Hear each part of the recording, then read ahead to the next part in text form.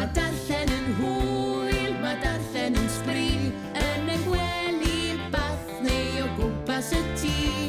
Mae darllen yn hwyl, mae darllen yn sbri, cris sport dim ots ble y darllen i di.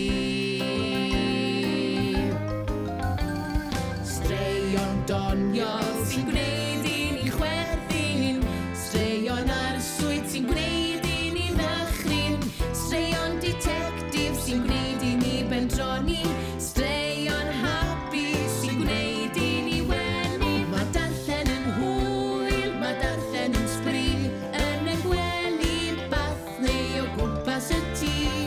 Mae darllen yn hwyl, mae darllen yn sbri, cris sport dim ots ble y darllen i di.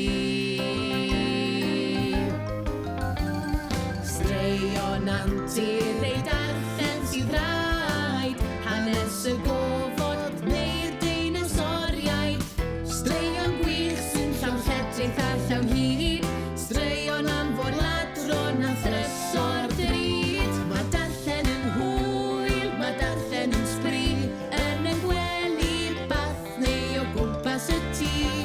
Mae darllen yn hwyl, mae darllen yn sbri, cris sport dim ots ble